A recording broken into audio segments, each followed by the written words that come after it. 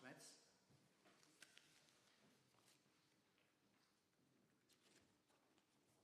Honourable members, today I have certain announcements to make before we proceed any further.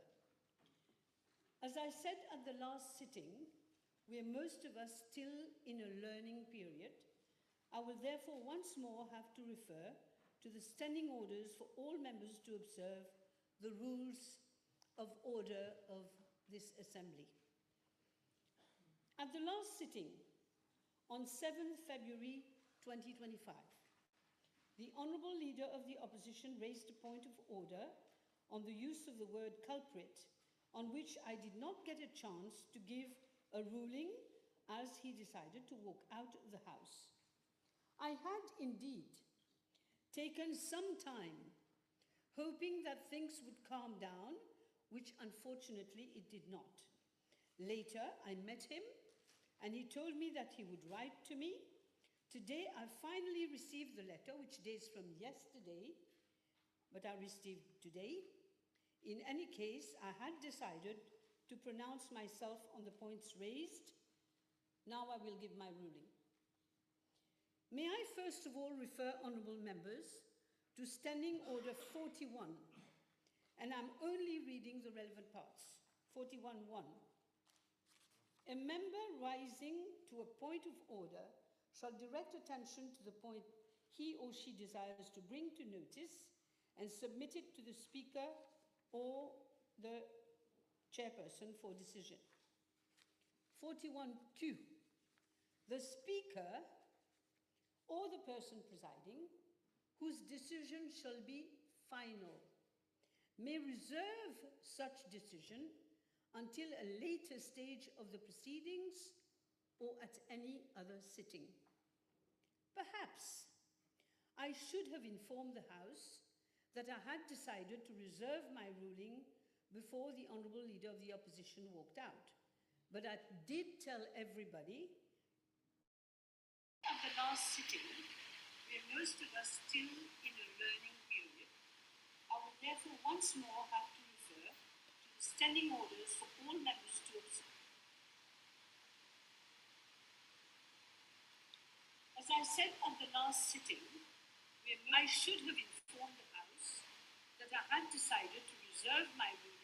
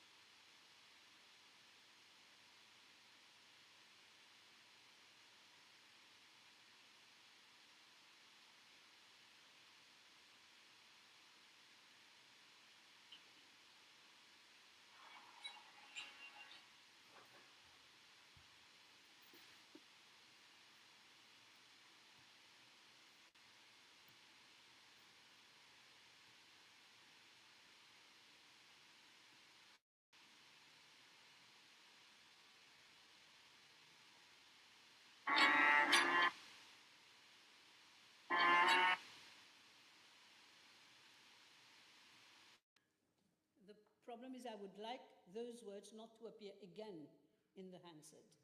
We will find a solution. And I thank the Honourable Deputy Prime Minister. No comments?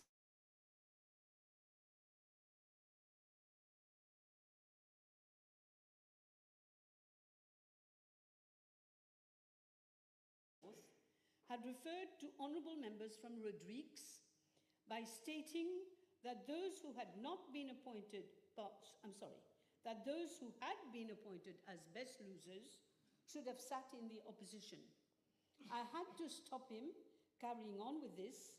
I now refer the honourable member and members to section 5.3 of the first schedule of our Constitution. And I read, the first 4 of the 8 seats shall, so far as is possible, each be allocated to the most successful unreturned candidate, if any, who is a member of a party and who belongs to the appropriate community, regardless of which party he belongs to. Full stop. There is nothing about being in the opposition or whatnot. No one raised a point of order, but I consider it my duty to clear this point for the record, as direct reference was made to the two honourable members appointed as best losers and who are free to make their own choices. This is most inappropriate, and I will not tolerate any more such references to honourable members of the National Assembly.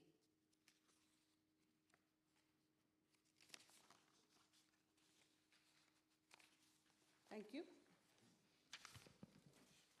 Papers have been laid. Question?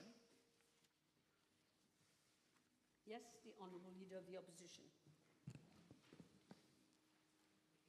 Thank you, Madam Speaker. Madam Speaker, I've given notice of the following private notice question addressed to Dr. the Honourable Prime Minister, Minister of Defence, Home Affairs and External Communications, Minister of Finance, Minister for Rodrigues and Outer Islands, whether in regard to the decision taken by the Monetary Policy Committee of the Bank of Mauritius on 4th February 2025 to review the key rate by 50 basis points from 4% to 4.5% per annum.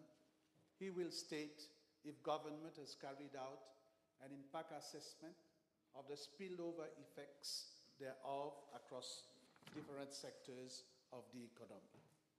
Yes, Honourable Prime Minister. Yes, Madam Speaker. First of all, let me stress to the Leader of the Opposition that we have restored the independence of the Bank of Mauritius, as it should be.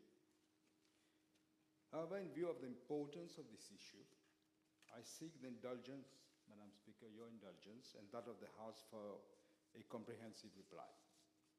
Madam Speaker, I'm informed that the Monetary Policy Committee had already weighed the impact of its policy decision on the various stakeholders and chosen to act in the best interest of the economy.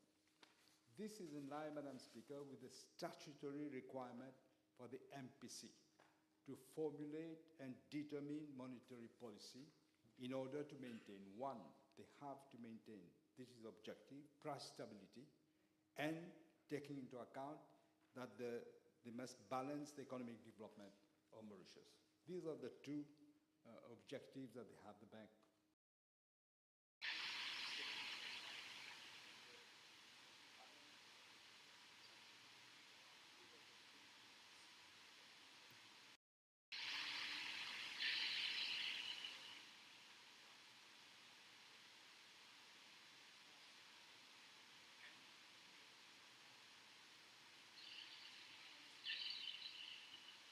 This government take this commitment very seriously and believe in the independence of the central bank because it is for the benefit of the economy and society at large. However, the same cannot be said of how decisions have been taken during the past 10 years, I should say. As it is widely recognized that an independent central bank is fundamental, it is a fundamental building block in an economy to fight inflation and to promote conditions for stable, long-term economic growth. The Bank of Mauritius has acted independently and within the parameters of its mandate after taking into consideration in-house expert analysis and assessing the implications on the economy at large. I must underscore, Madam Speaker, the fact that under the previous government, decisions taken by the MPC were politicized, with directives coming outside the Bank of Mauritius. Many expert decisions were completely disregarded for sheer political motivations. Let me illustrate this, Madam Speaker. In September 2024, MPC meeting was organized at a very short notice, on an overnight basis following the policy decision of the United States Fed. The experts in modeling and forecasting, they have experts for the information of the leader of the world. They have experts who do modeling, who do forecasting. The experts in modeling and forecasting at the Bank of Mauritius proposed a rise in the key rate given that inflation forecast was still above the midpoint of 3.5% for the medium term. And the interest differential, which is very important, between the US dollar and the Mauritian rupee was unfavorably high. This is why they proposed a rise in the key repo rate. I would like to inform the House that this macroeconomic forecasting model has been developed with the support of the IMF for the use in the Mauritian context. Taking the right, but they didn't do this, they went the other way around. Taking the right decisions in line with this expert judgment would have avoided adjustments that have now to be implemented and to the scale that are currently being seen, since this has contributed to narrowing the interest rate differentials with the US dollar significantly and assisted in containing the depreciation of the rupee. While the experts advocated for an increase in the key repo rate, which at the time was at 4.50%, the decision was then taken contrary to what the experts' advice had been given, was a reduction in the key rate to 4%. That is, from 4.50%. The situation was dire when the government took office in November 2024.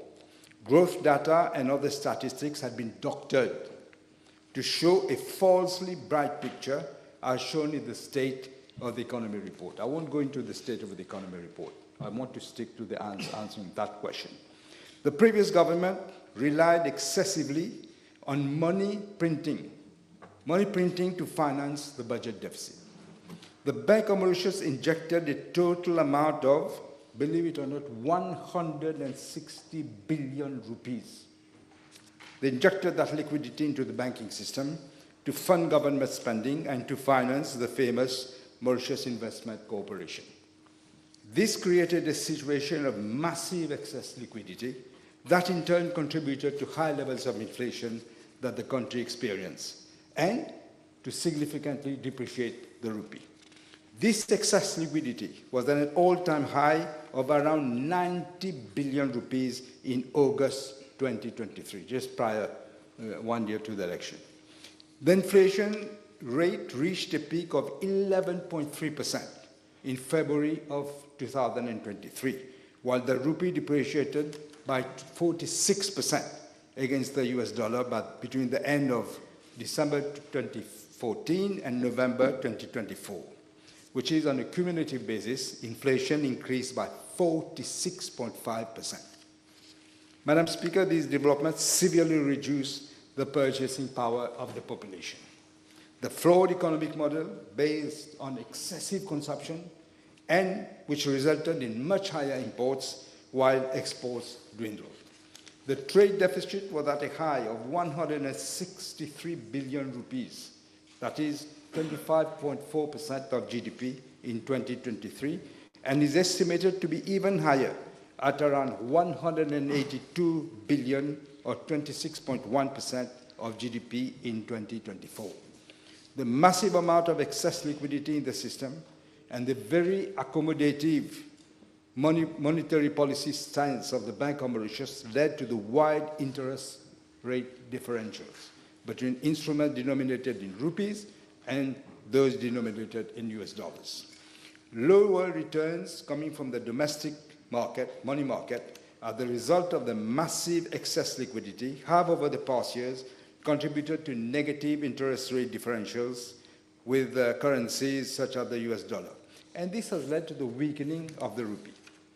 The result of this mismanagement of the excess liquidity situation was an erosion of the purchasing power of our citizens through inflationary pressures.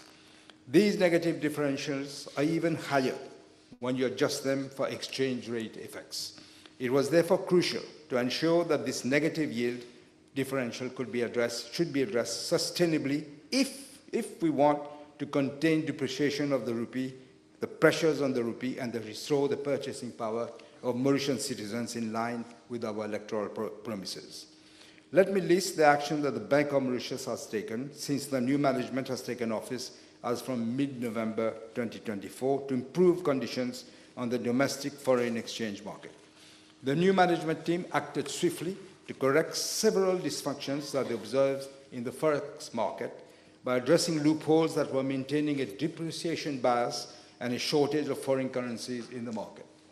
Secondly, the bank is monitoring the rates at which forward transactions are being conducted and will take regulatory action against any bank distorting prices in the forward market.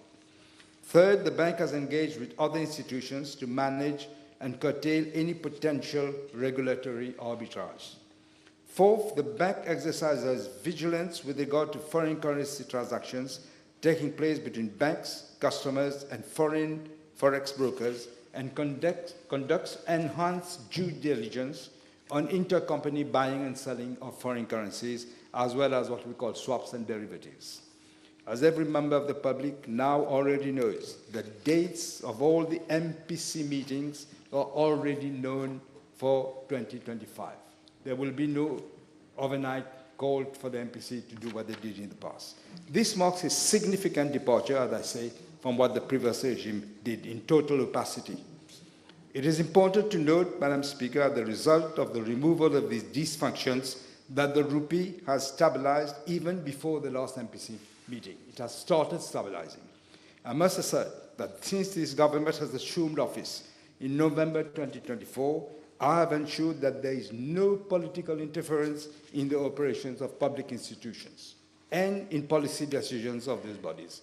The MPC, as I said, Madam Speaker, is fully independent, and MPC members have to adhere to a code of conduct, which includes a number of criteria, including independence and confidentiality. The decision-making process of the newly formed MPC at its first meeting, that is in February, was taken independently after diligently appraising the developments in the macroeconomic field and financial markets, and after balancing the risk to inflation and growth. Let me also share with you, Madam Speaker, that the MPC assesses the various implications of an interest rate change when formulating monetary policy. The implications of interest rate changes on the financial system, the household sector, and the corporate sector were considered and discussed by the MPC, I'm told, when it decided to raise the key rate on 4th of February of this year. The focus of the MPC remained on lowering inflation, achieving price stability, and exchange rate stability.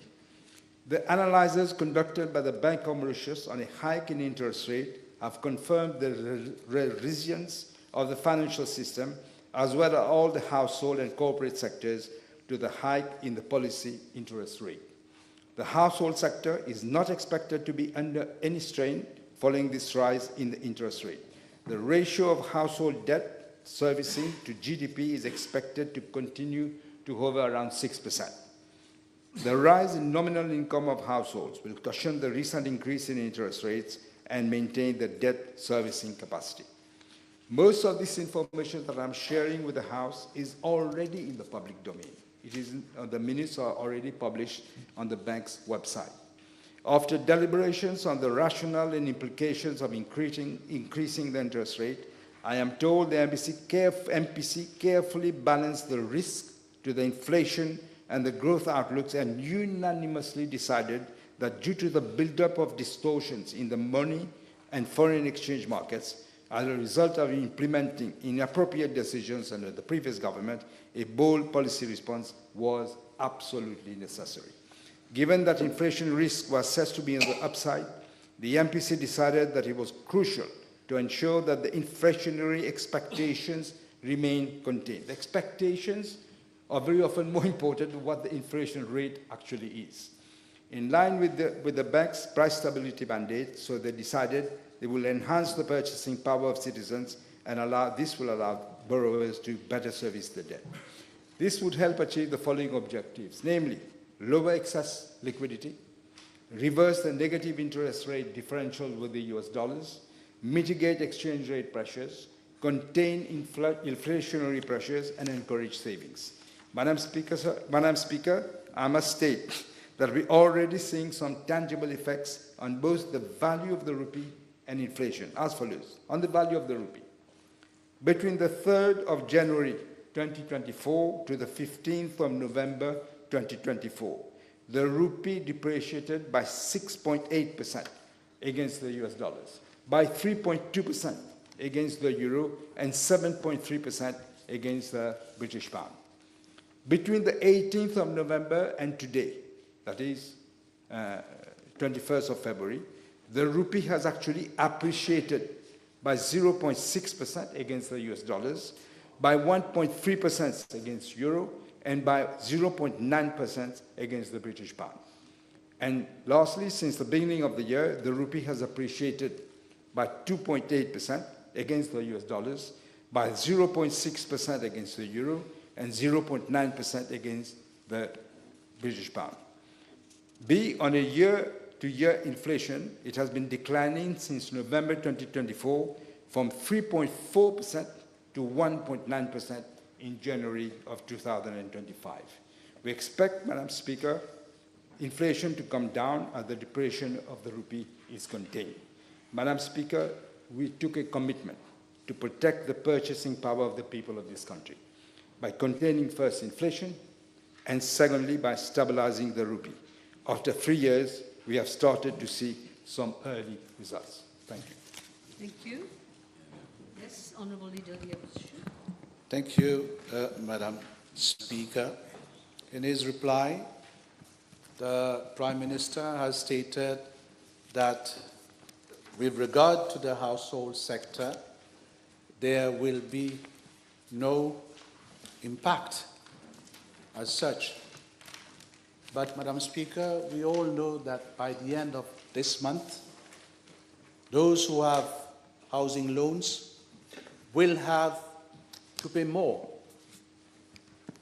And on the other side, Madam Speaker, we also know that commercial banks are making a lot of profits. You're supposed to ask a question. Yeah, I'm going to ask the question.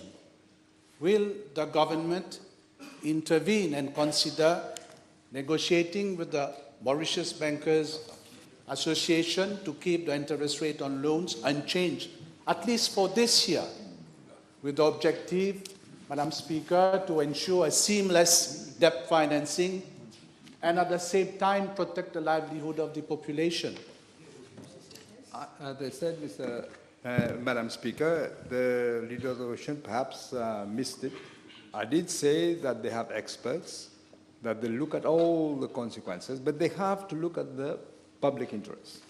And the interests of the country is the economy. We have to ensure that inflation is brought down, that the rupee, the depreciation stops, and that the marginal differences are reduced between the two currencies. So they take all this into consideration. I did say also that on the housing sector, we believe there will not be any adverse effects. I should add to tell the Leader of the Opposition, he seems to forget, at one point you did increase the interest rate. Not at one point, I think at twice or 3 times. And of course, everybody who has a loan has to pay more if the interest goes up. This is known, but you can't have your cake and eat it at the same time. Madam Speaker, I've put that question, but let me give an example so that the House understands what I'm stating. Put a question. Yeah, Your but example will let be me in the give the question. example and then All I'll right. put the question. All right.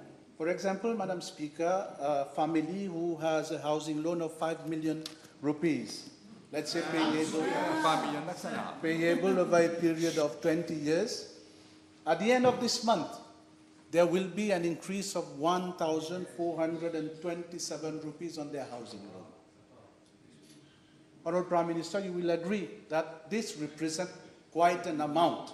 This is why I put this question, Madam Speaker. We are aware, Madam Speaker, and I believe the Prime Minister is also aware of that there is a housing loan relief scheme. That scheme was introduced in 2023 and 2024 and then extended to June 2025. Now, that scheme was introduced in order to help those households.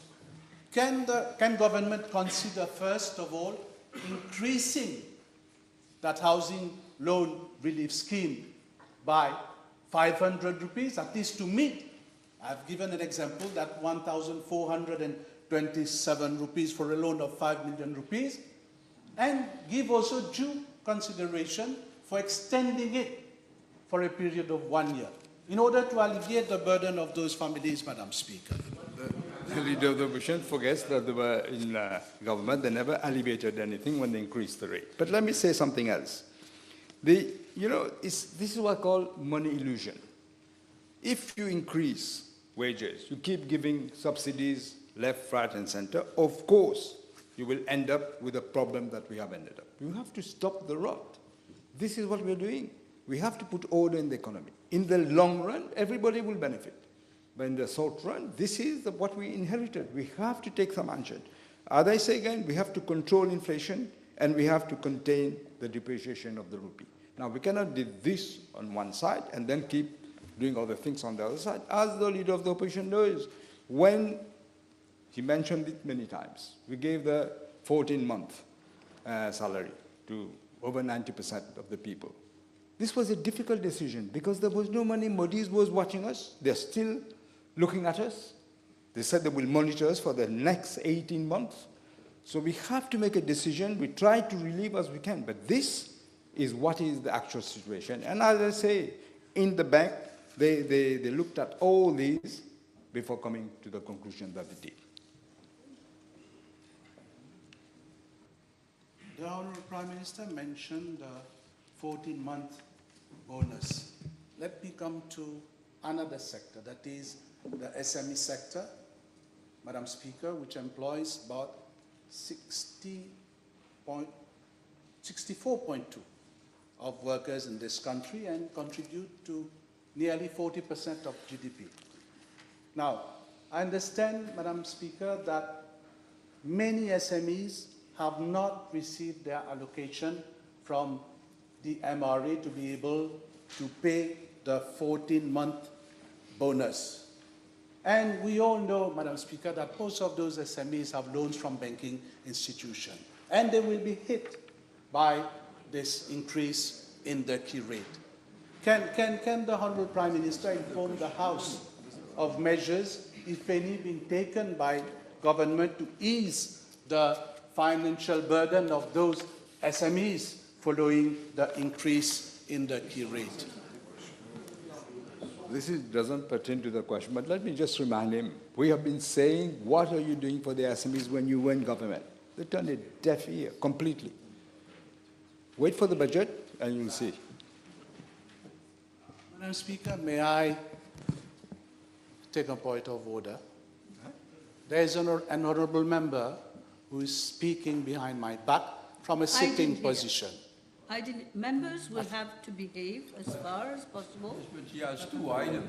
Don't let's waste time. Honourable members, please. I'm not yet deaf, but I didn't hear. Come to your last, maybe last, I don't know, you've got a few more minutes. But the question must be on the repo rate, as much as possible. Yeah.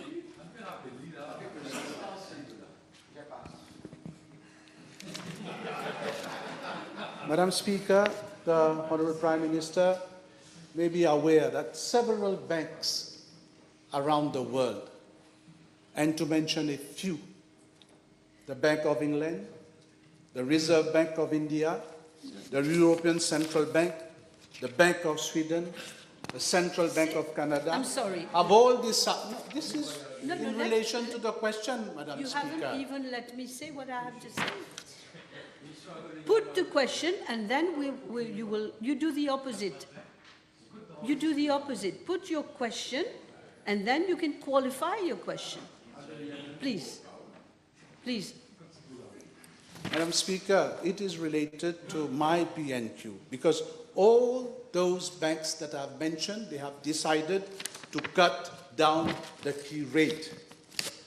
Doesn't government believe that it would have been wiser in those time of global uncertainties to maintain the same repo rate? Leader of the opposition is comparing now economy of Mauritius, which has been bankrupted, with other economies which have taken the measures that they had to take. This is different. You can't compare Britain, France with Mauritius. Here we have had a government which has destroyed the state of the economy, destroyed, manipulated figures. We have to deal with it. We are having to deal with this now. This is what I need to say to the leader of the opposition.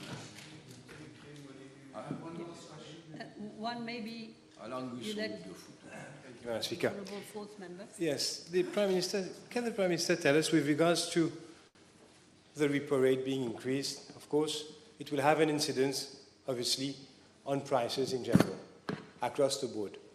Now, the price stabilization account, which has been promised as the first, in fact, the most important promise of l'Alliance du Changement, was in fact for the purpose of really alleviating purchasing power of low-income families who are going to be impacted by this. Should we now, can the Prime Minister tell us whether this 10 billion price stabilization account which has been promised is still on the table? The question was on the Bank of Mauritius. Now you've come. I'm sure you would like to reply to that. Yeah, I can reply to that, but it's outside the question. First of all, let me say something. There is an illusion here. You don't seem to realize what the previous government has done with the economy. We have to take corrective actions. We cannot say, well, let's do as we did before. If we do that, we'll end up what Greece happened, what Greece came. I'm sorry? But this is what we have to do. The Prime We have to Minister, act Honourable responsibly. We cannot act like the previous government did. Last question. Yes, Madam Looking at the time. Speaker. Again, with regard to the SMEs, I think we all agree that they are facing a difficult situation. At least government should come forward with accompanying measures for that sector. Otherwise, they will lay off workers, Madam Speaker. I'm surprised. I understand very well that issue. Maybe you can come with a proper question next time. Not on this question. I think time is up now, so we will move to the next item on our agenda. Motion. Nobody listens to what I say. Honourable Member for Bobassin, please don't add, ne pas mettre de l'huile sur le feu, s'il vous plaît, pas d'huile sur le feu.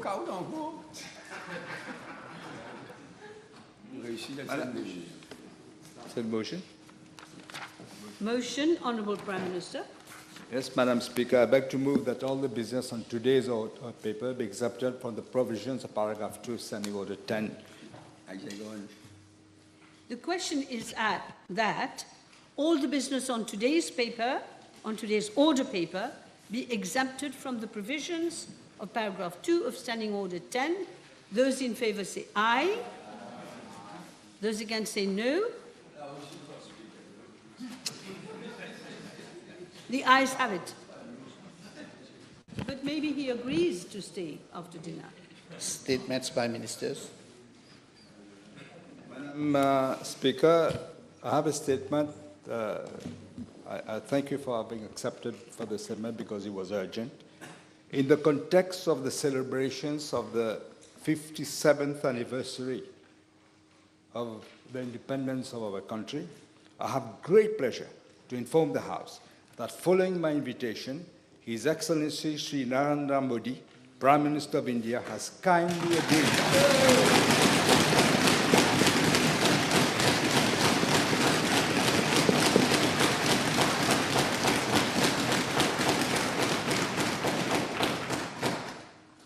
As I said, His Excellency Sri Narendra Modi, the Prime Minister of India, has kindly agreed to be the guest of honor for our National Day celebrations. It is indeed a singular privilege for our country to host such a distinguished personality who is doing us this honor. In spite of his very tight schedule and in spite of his recent visits to Paris and the United States, he has agreed to be here as our special guest.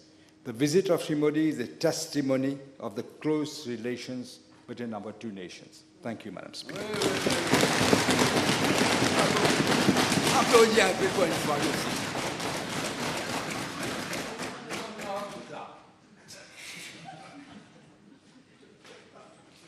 Honorable Deputy Prime Minister, we're not going to teach everybody how to clap or anything like that.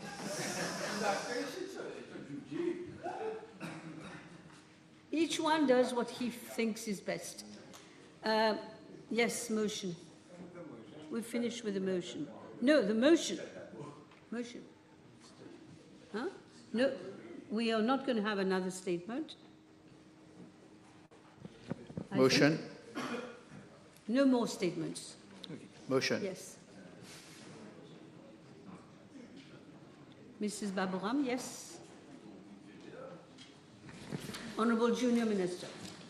Madame la Présidente, je me tiens debout dans cette auguste Assemblée pour rendre hommage à la femme mauricienne, mais surtout à celles qui ont été victimes de violences sous toutes ses formes.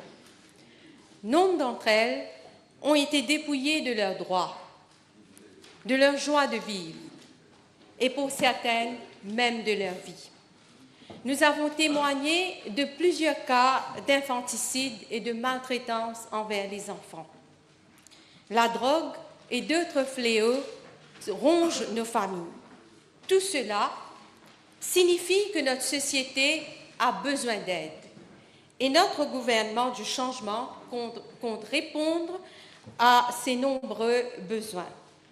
Madame la Présidente, je saisis également cette occasion pour féliciter tous mes collègues parlementaires pour leur élection. Cependant, nous devons reconnaître que la récente campagne électorale a été particulièrement difficile pour les femmes n'appartenant pas au MSM. Plusieurs de mes collègues, candidates de l'Alliance du changement, à l'instar de Rubna Doriaou, Véronique Legovine, Babita Tanou, Karen Foukyun, Johanna Béranger, Annabelle Savapati et moi-même avons subi des attaques infondées et malsaines durant la campagne électorale de 2024. Toutes ces attaques provenaient du mouvement sans moralité, le MSM et ses acolytes. Mais quand la femme veut, la femme peut. Nous sommes toutes élues aujourd'hui. Madame la Présidente, je suis particulièrement reconnaissante envers mon leader, le Dr Navin Ramgoolam, qui est à nouveau le Premier ministre de tous les Mauriciens, pour m'avoir fait confiance, alors que certains disaient à mon égard « She does not tick any box ». Les critiques acerbes, les méchancetés et les campagnes de dénigrement dont j'ai été victime n'ont pas réussi à changer le cours de ma destinée. Je me suis en fait inspirée de notre lion, le vrai lion. Celui qui n'a jamais fléchi devant ses adversaires, qui a fait preuve d'une force de caractère, de résilience et d'une persévérance extraordinaire. Les hyènes ont certes fait des grimaces, mais ils ont dû fuir quand le lion est arrivé. The lion is still king. Comme le disait si bien l'ancien président américain Theodore Roosevelt, ce n'est pas les critiques qui comptent. Ce qui compte, c'est celui qui se jette dans l'arène et qui se bat vaillamment jusqu'au bout. Je remercie aussi la circonscription numéro 11 de m'avoir donné l'opportunité de servir comme leur député et comme junior ministre de la République.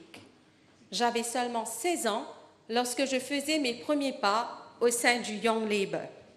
J'ai grandi avec les valeurs socialistes du Parti travailliste, qui est le deuxième plus grand parti dans l'océan Indien après l'ANC de Nelson Mandela et auquel je suis fière d'appartenir.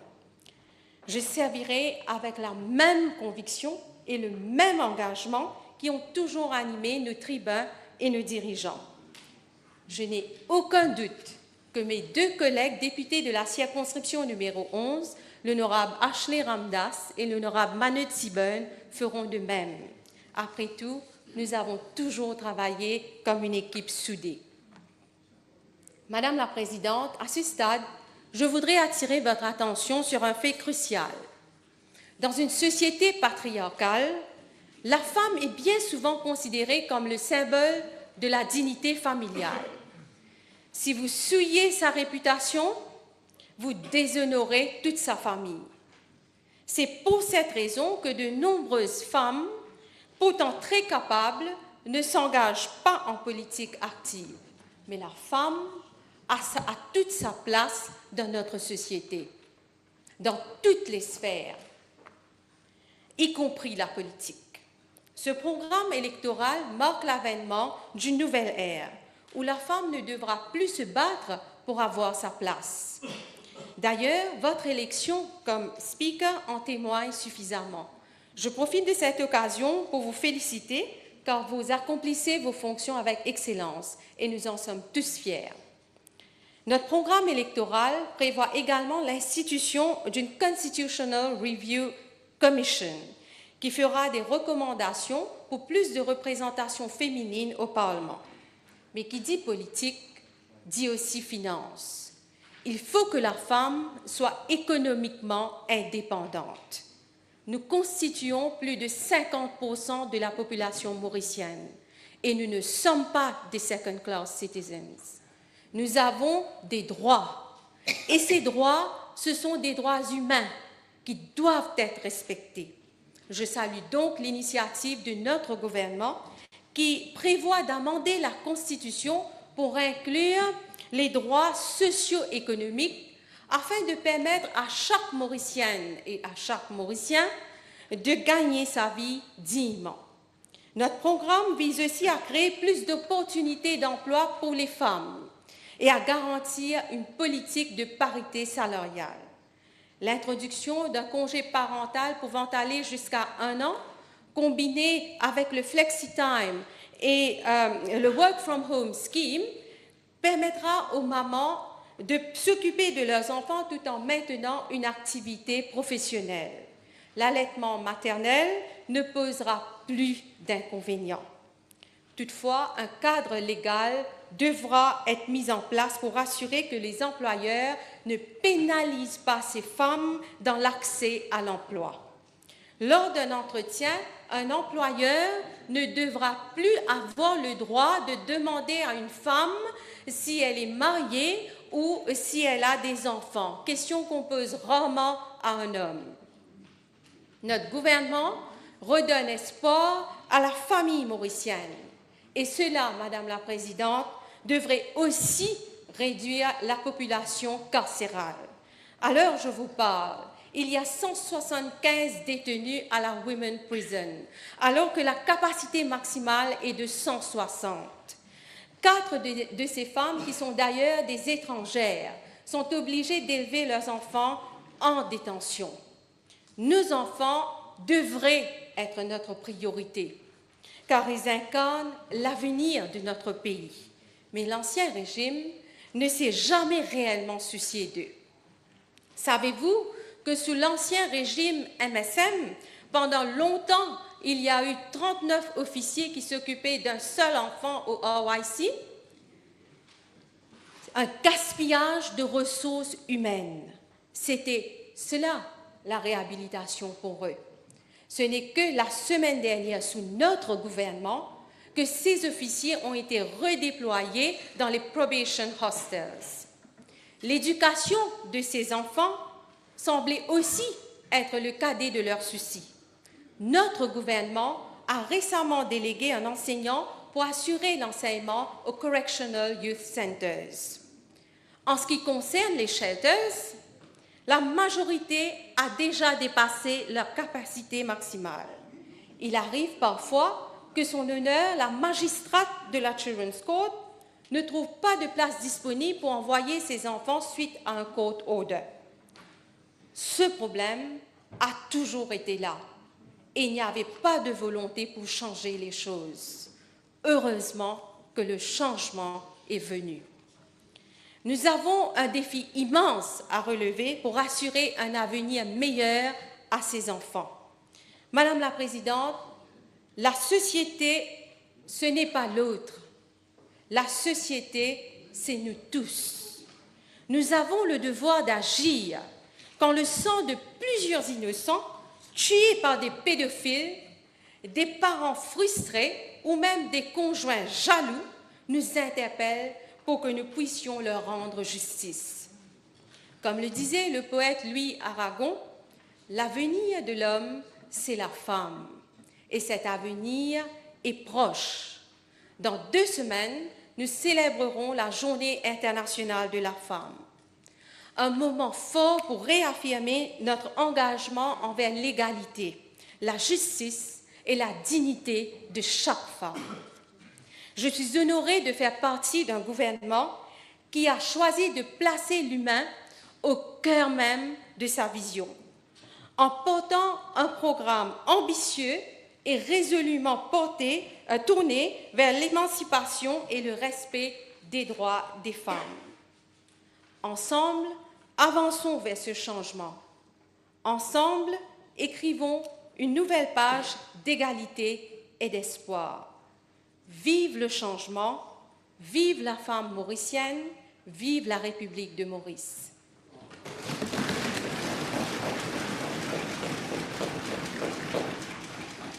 Thank you, Honourable Junior Minister. Now I will call on the third member for constituency number 21, another woman, another lady, Honourable Member. Thank you. Madame la Présidente, honorables membres, c'est avec une immense gratitude et un grand sens de responsabilité que je me tiens devant vous aujourd'hui. Ma présence au sein de cette auguste Assemblée est un honneur que je prends avec le plus grand sérieux et dévouement. Tout d'abord, permettez-moi d'adresser mes plus sincères félicitations au Premier ministre ainsi qu'au vice-premier ministre. Votre leadership à tous les deux, votre vision et votre engagement à servir notre pays sont une source d'inspiration indéniable pour nous néophytes de ce gouvernement. C'est un privilège de pouvoir collaborer avec vous dans cette mission cruciale. Je tiens également à exprimer mes vives félicitations à vous, Madame la Présidente, et à votre député. Votre sagesse, votre impartialité et votre dévouement à la démocratie sont des exemples à suivre. Vous guidez cette Assemblée avec une grande maîtrise et je suis honorée de pouvoir travailler sous votre direction. Mes félicitations aussi aux élus et membres siégeant à ce 8e Assemblée nationale, les ministres, les junior ministers, les députés et les membres de l'opposition. Le peuple nous a investis. Nous formons un corps législatif qui a la lourde mais noble tâche de travailler dans l'intérêt général de notre pays. Debout devant vous est une humble servante représentant la voix des électeurs de la circonscription numéro 21, Rodrigue. Rodrigue, mon île tant aimée. Rodrigue, mon île, hélas, si souvent oubliée et négligée. C'est palpable. Madame la Présidente, Rodrigue, bien qu'elle jouisse d'un statut autonome depuis 2022, fait partie de la République de Maurice. Comme on dit, it's enshrined in our Constitution. Cela est irréfutable. D'ailleurs, sur mon passeport, j'ai la nationalité mauricienne et j'en suis vraiment fière. Madame la Présidente, il y a un « mais ». Pourquoi est-ce que moi, mauricienne, née et vivant à 650 km de l'île Maurice, ainsi que nombreux de mes compatriotes, patriotes dans l'âme, avons ce sentiment de traitement de 2 poids 2 mesures, voire même un feeling d'injustice et d'inégalité quand nous comparons ce qui se fait à Maurice et ce qui se passe à Rodrigue. Et malheureusement, nous nous nous nous sentons moins mauriciennes. Est-ce normal, Madame la Présidente, alors que nous entonnons tous le même hymne national, The Motherland? Croyez-moi, Madame la Présidente, les exemples ne manquent pas. Les élections nationales élisent 3 membres pour chaque circonscription de la République. Pourtant, nous, à Rodrigue, nous élisons 2 membres. Uniquement 2 membres, Madame la Présidente. Si nous parlons de nombre d'électeurs au niveau des circonscriptions, pendant les élections du 10 novembre 2024, 2 circonscriptions, la numéro 2 et la numéro 3, enregistraient 30 950 et 31 325 électeurs respectivement, alors que Rodrigue avait 32 986 électeurs. Et cette dernière, toujours lagging behind. Alors que nous parlons haut et fort de justice et d'égalité, je ne pense pas être la première à faire mention de cela, Madame la Présidente. Mais je suis positive que ça va de soi qu'il y a matière à corriger et je suis animée d'espoir que cela se fera pendant ce mandat, sous ce gouvernement. Je donnerai tout mon soutien à ce futur projet de changement constitutionnel. Madame la Présidente, le discours-programme fait mention de la mise sur pied du Constitution Review Commission. J'en profite pour faire un appel que notre Rodrigues Regional Assembly Act soit revu pour permettre une autonomie vraie et efficace. L'adaptation de notre système électoral est nécessaire pour faire en sorte que chaque citoyen, peu importe son lieu de résidence, bénéficie d'une représentation pleine et entière dans cette Assemblée. Et là, je pense à mes amis d'Agalega et de Chagos, qui eux aussi méritent d'avoir leurs représentants, un natif de leur île qui saura mieux porter leurs préoccupations au centre de cette Assemblée. Cette réforme électorale ne doit laisser personne derrière. Madame la Présidente, ce discours-programme présenté le 24 janvier 2025 par son Excellence le Président de la République résonne comme un espoir pour l'avenir, un pont vers le futur. Mais malgré cela, il faut admettre qu'aujourd'hui, beaucoup de Rodriguais ont du mal à rêver, car plus de 50 ans après les promesses de progrès, les problèmes fondamentaux de notre île demeurent inchangés. Les défis de base restent préoccupants et persistent au fil des décennies.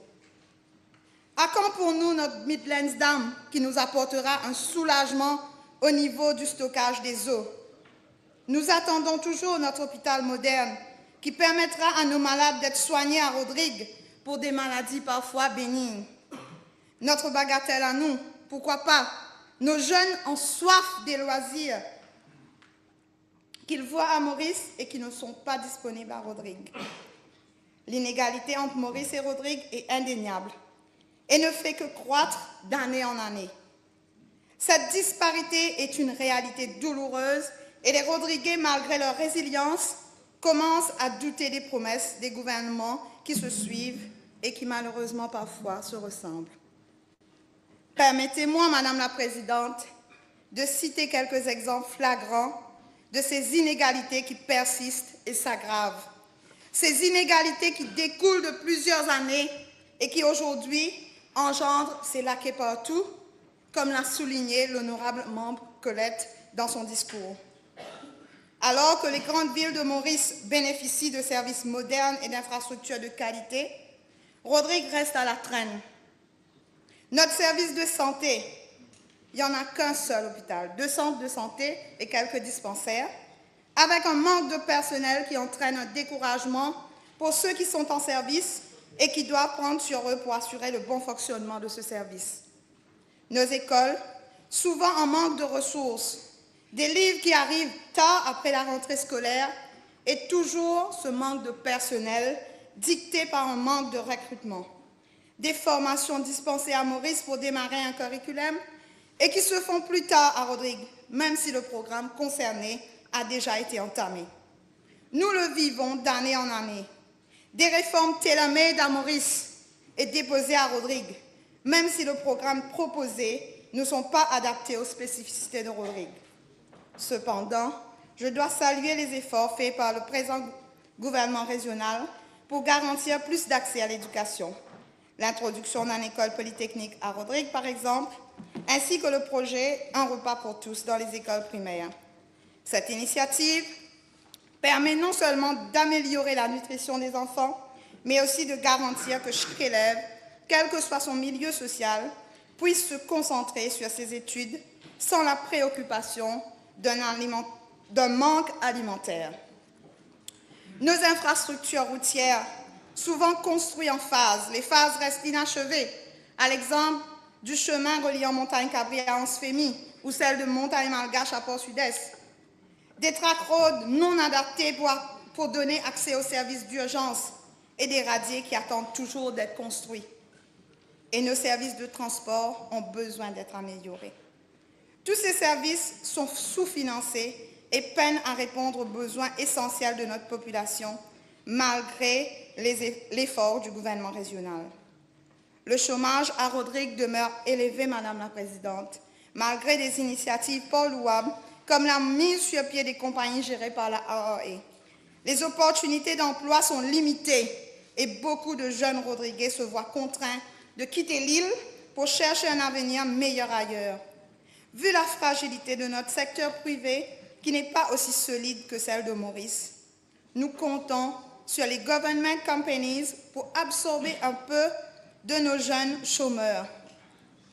Nous avons eu du succès avec les précédentes compagnies telles que la Road Clean, la Redco et récemment la RPUC. Ces compagnies instituées par le gouvernement régional actuel emploient à ce jour plus de 800 personnes.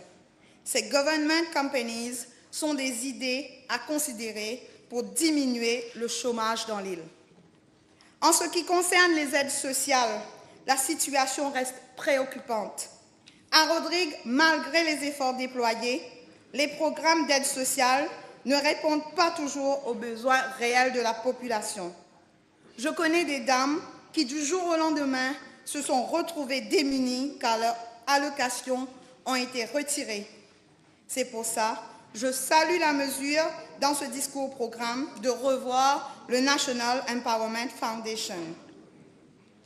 Il est essentiel de souligner que notre espoir réside dans les grandes réformes infrastructurelles qui s'annoncent et qui, sans nul doute, transformera Rodrigue pour les générations à venir. L'agrandissement de notre aéroport est une étape décisive pour l'avenir de Rodrigue. Ce projet permettra non seulement de renforcer notre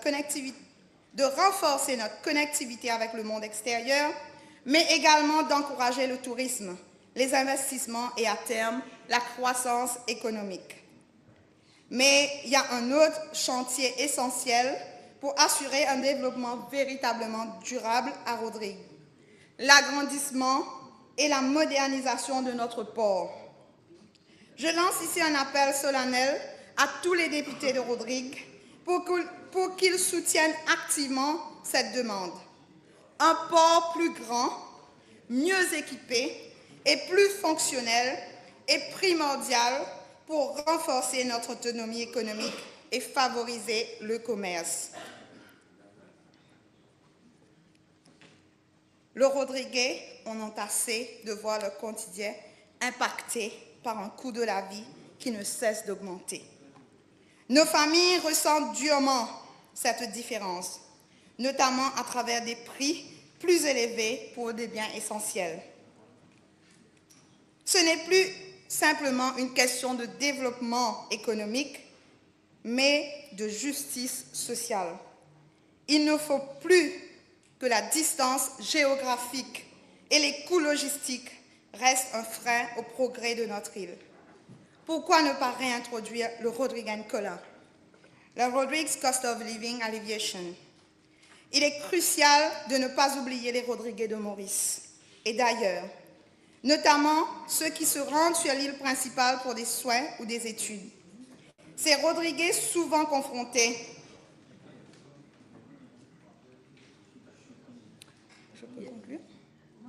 vous avez un peu dépassé votre temps. Je m'excuse. de parole. Je peux juste faire la Je conclusion? vous laisse conclure. Voilà, merci beaucoup. En conclusion, Rodrigue a besoin d'un véritable pont vers l'avenir, un pont qui lui permettra de prendre un élan décisif pour son développement. Je m'engage à être parmi les bâtisseurs de ce pont pour offrir à notre île un avenir plus prospère et équitable. Tous ces changements se réaliseront mieux avec une collaboration renforcée entre les ministères de Maurice et les commissions de Rodrigue. Il est essentiel que les budgets alloués reflètent véritablement cette volonté de faire avancer les choses et de donner à Rodrigue les moyens d'atteindre son plein potentiel. Les femmes de Rodrigue sont connues pour leur détermination et leur courage. Et c'est avec cette même force que je m'investis pleinement dans cette mission. Je suis fière de faire partie de cette Assemblée et de contribuer avec vous tous à la transformation de la République pour les générations à venir. Je vous remercie. Now I will call on third member for number 5. Third member for number 5. No comments, please. Let the member speak. Madam Speaker, Yes. thank you for giving me the floor. Our electoral manifesto and more recently the President's address was made on the rubbles of the foundation that had been laid by our founding fathers of independent Mauritius. The MSM-led government has bled this country to death over the last 10 years. Every institution of this country has been corrupted to the core, if not rendered comatose with nepotism. Tyranny was the modus operandi, and fear was palpable. The truth has been out there, and they have not even dared to defend themselves. Ce pays fut saigné à blanc. But as Sir Sagar Ramgulam said, there is a God and Père Laval for this country. This God came in the garb of the Alliance du Changement with Dr. Navin Chandra Ramgulam at its helm. The fear that was palpable prior to the nomination day of the 2024 elections evaporated as the results of the 2024 elections were announced. To quote my dear friend, MSM may have been dumped in the marshy course of politics, but we should not forget what put them there and what put us in power. We saw and we felt the pain of our people.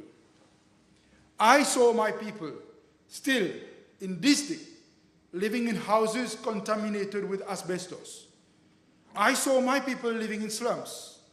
I saw my people without proper water and electricity supply.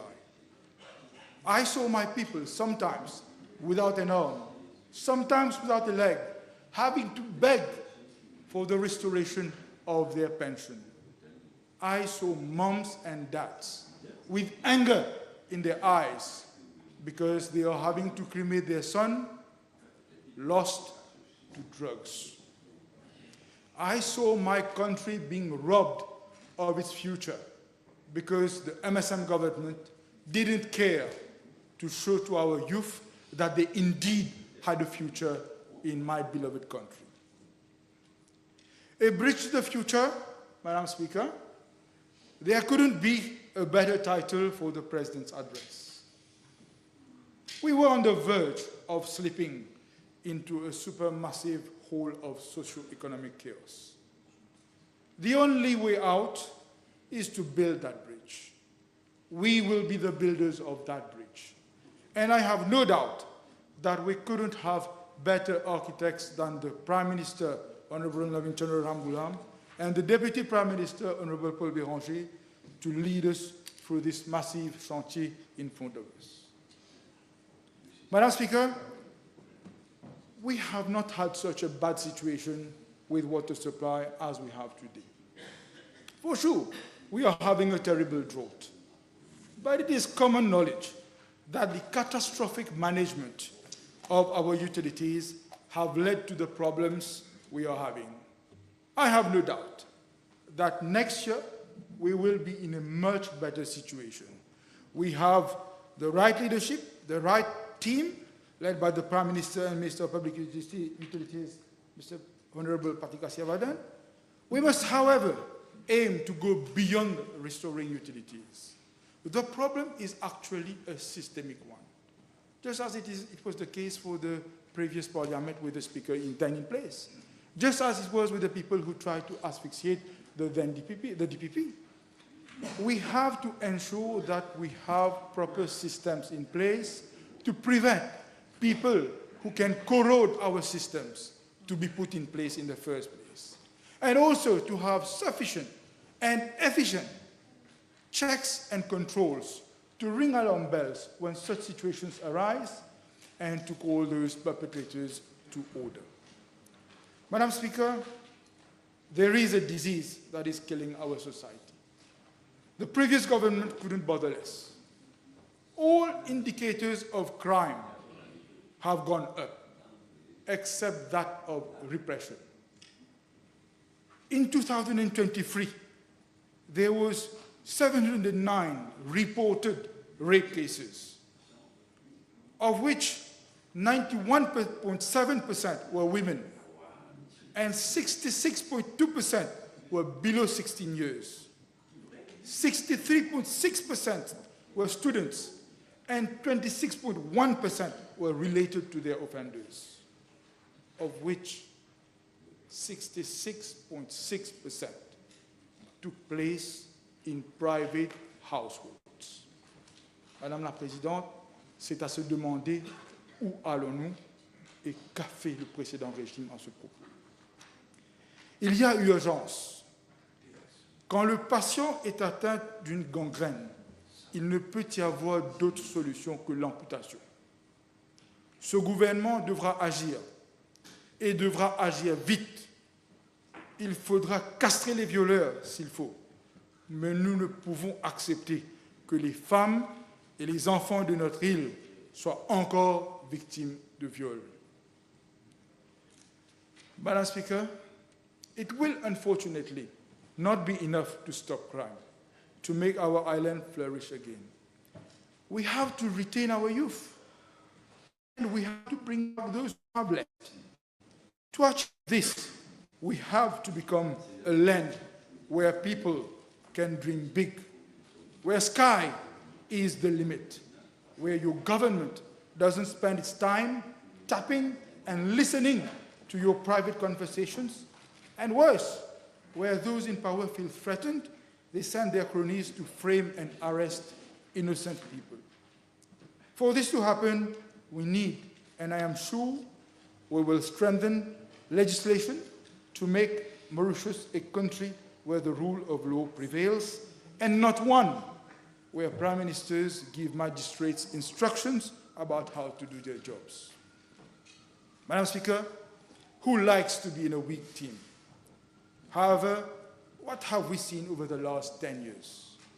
It seems that the previous government deliberately, either they didn't have an idea or couldn't care, as they failed blatantly in many diplomatic negotiations. Our non-double taxation treaties have in so many cases either been terminated or renegotiated to our detriment. How will we grow our financial services if the very tools that we need to grow them are not with us or are against us?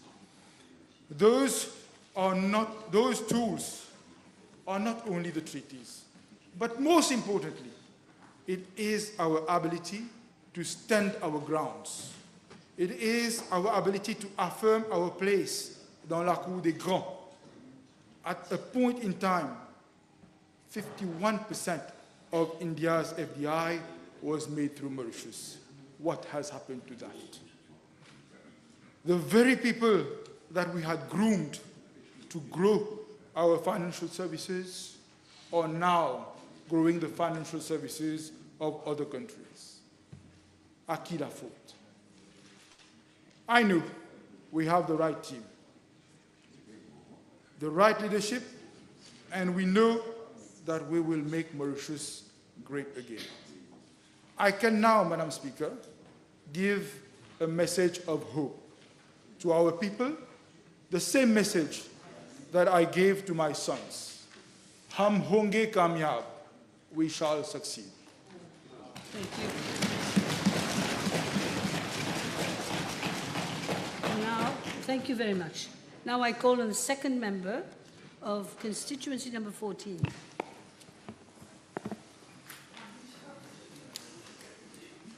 Madam Speaker, it is with a deep sense of gratitude and humility that I rise in this House today as elected representative of constituency number 14, Savane-Rivière-Noire.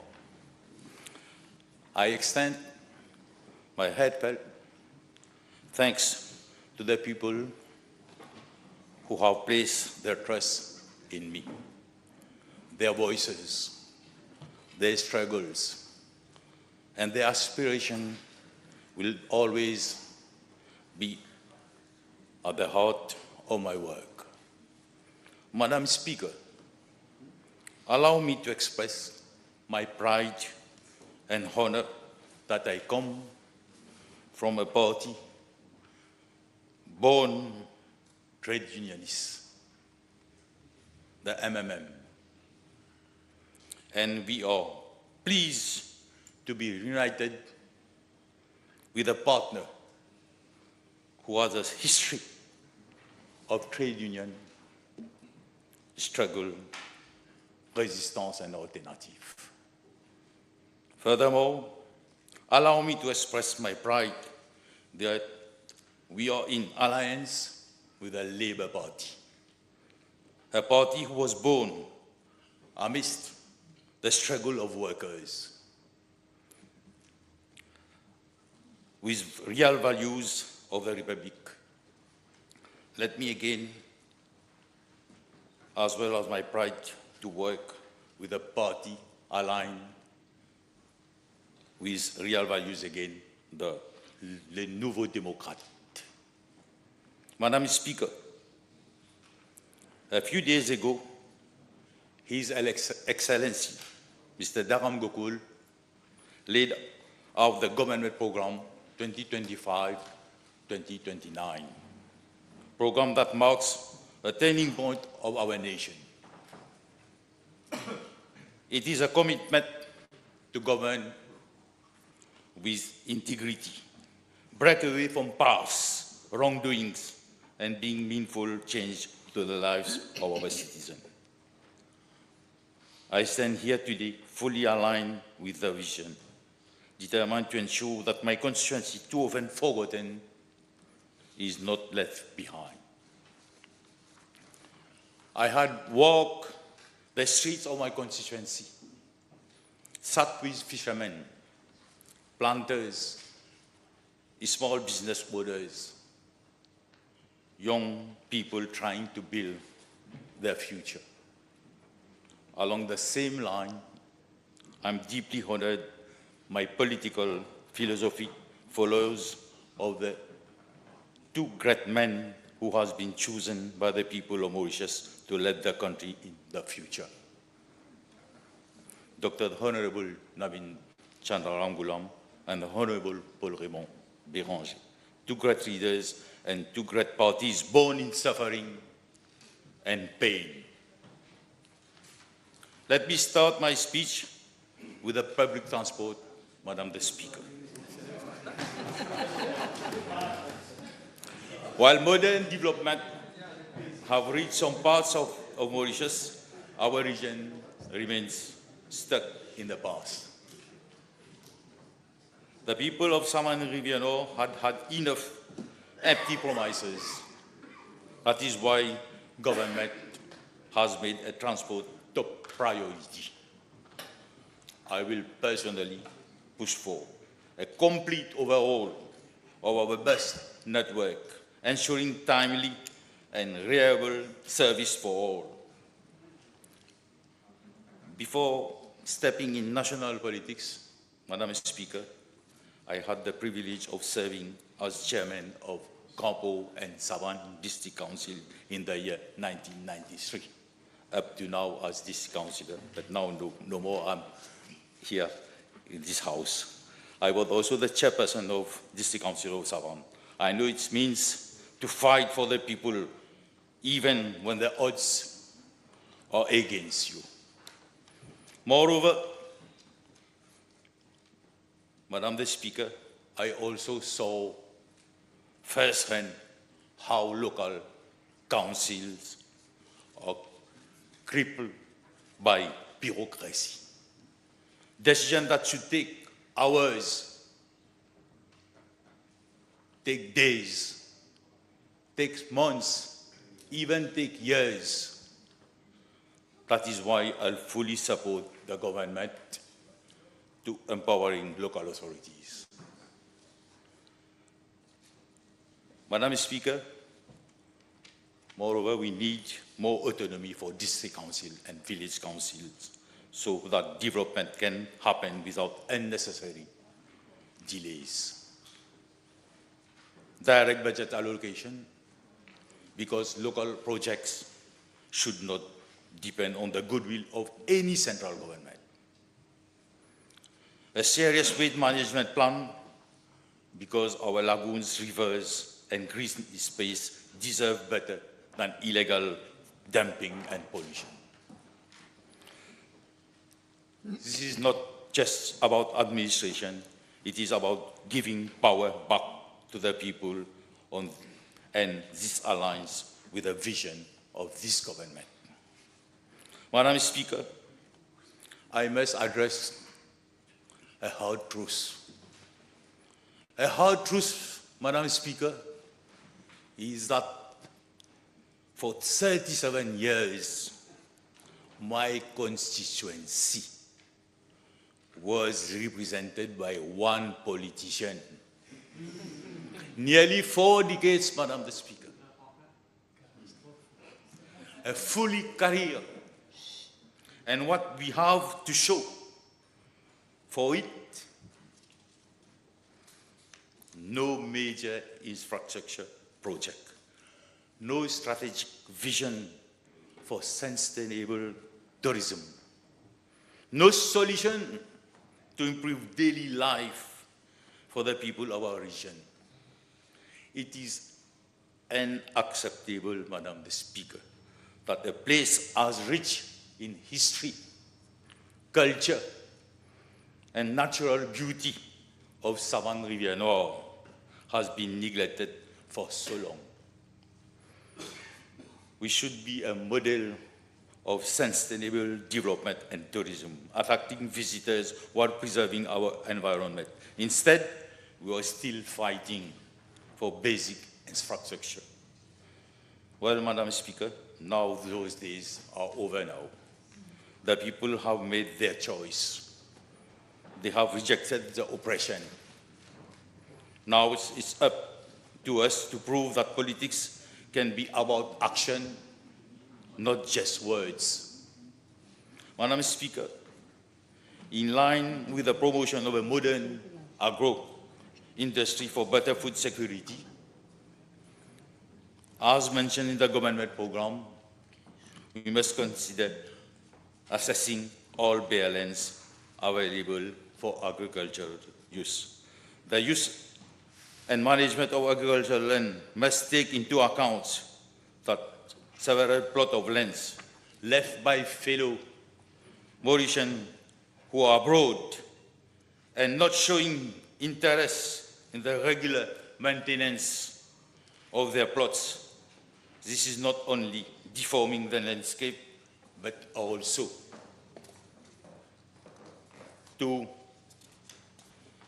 becoming prey to illegal dumping and other illicit activities in both towns and villages.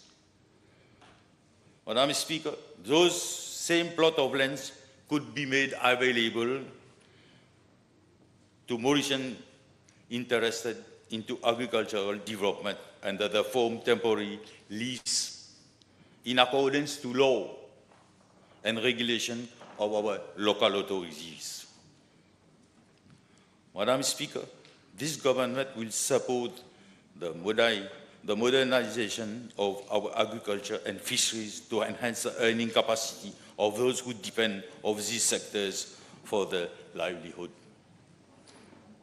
This measure is glad tidings for the local fishermen of our country, where we can participate in the creation of proper environment for breeding of lobsters, crabs, shrimps, octopus, and squid, which are currently becoming scarce and expensive for our population. With proper empowerment and support, our local fishermen can supply fresh seafood, even export the catch abroad. Madam Speaker, this government has set the tone. So we are here to work, not to waste time. We are here to restore trust, deliver result, and govern with integrity. This mission is clear: to fight for a modern, efficient transport system that connects people, not isolates them. To push for real local governance reform so that decisions are made closer to the people. To protect our environment, our lagoon, and our natural heritage is the key governing the future of our island. Madam Speaker, this is not just a speech, it's a commitment, a promise that people of Mauritius will not be ignored. Now, Madam Speaker, before ending, allow me to express today my appreciation towards the opportunity of working with these two great leaders and for the trust that the people of my constituency have placed in me. Mauritius is turning a new page, so we must. Thank you, Madam Speaker. Thank you.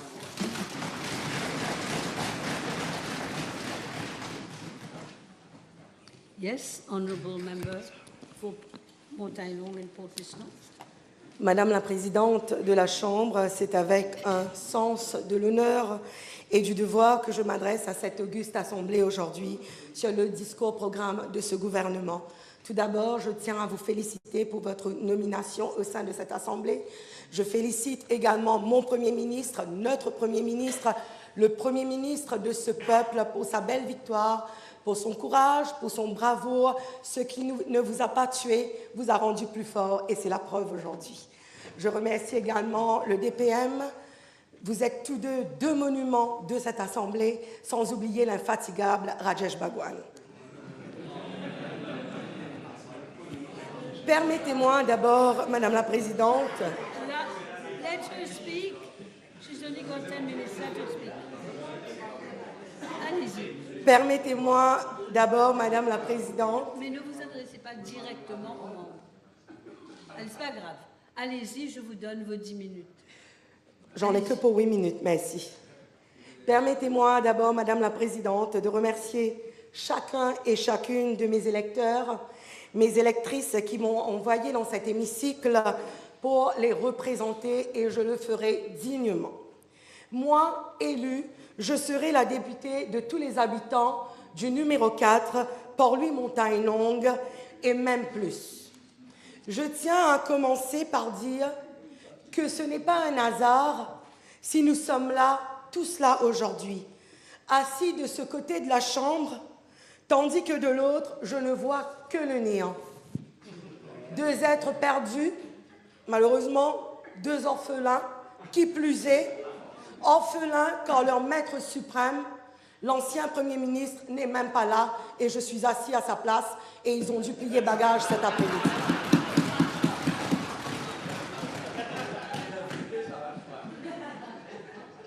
Celui qui pensait être au-dessus de toute chose n'a même pas élu, madame.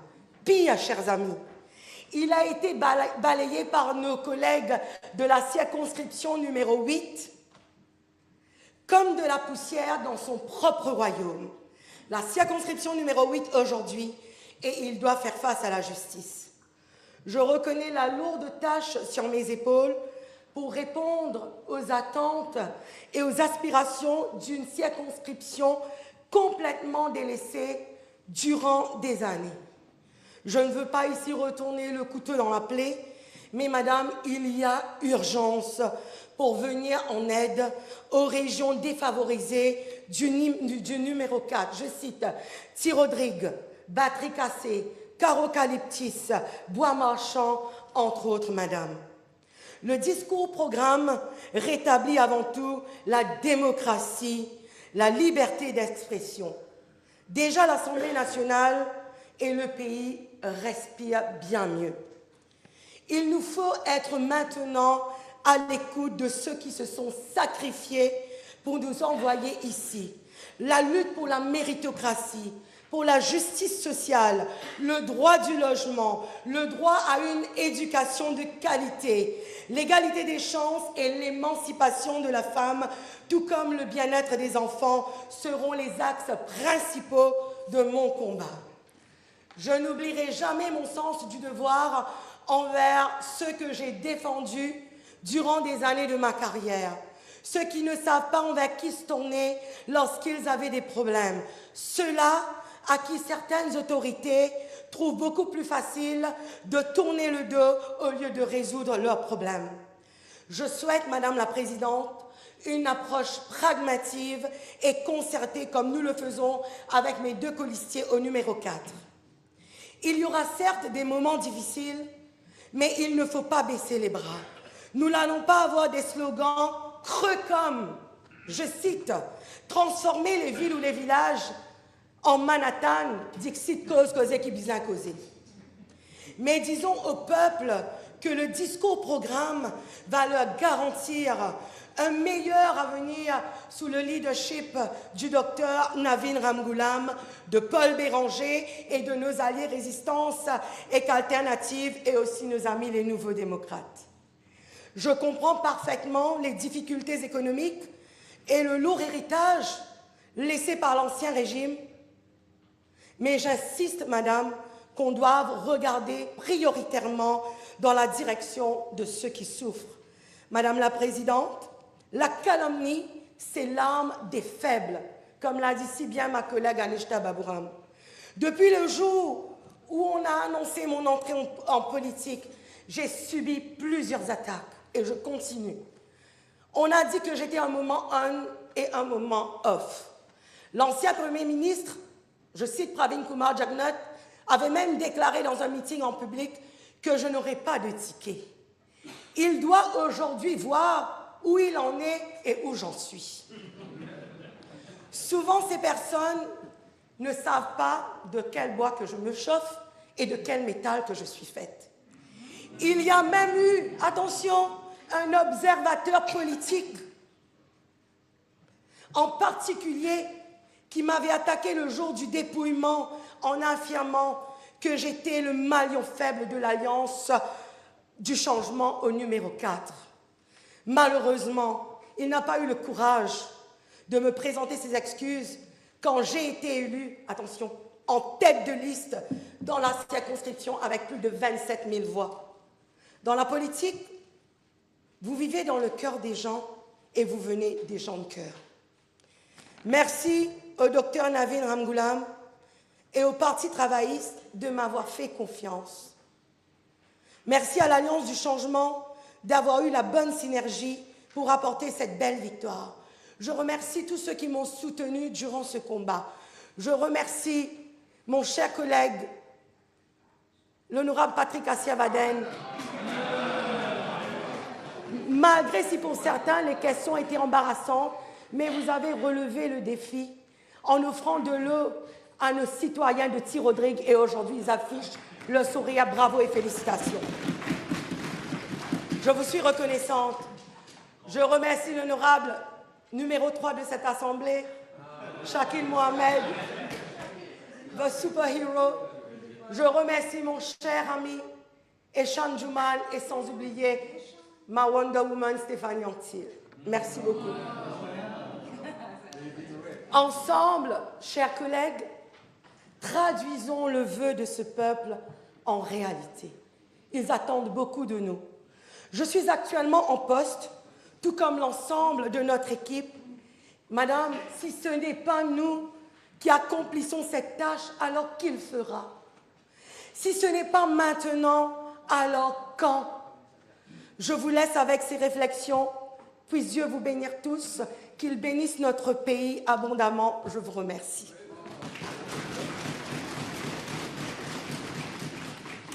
Yes. Now I have Honourable Seaburn, second member of number 11, I think. Thank you, Madam the Speaker. Madam the Speaker, I am deeply honored today to stand in this House to make my first contribution as elected member of constituency number 11, Vieux-Grand-Port-Rosebel. I would like to congratulate you as the Speaker of the House and that of Honorable Balamudi as Deputy Speaker.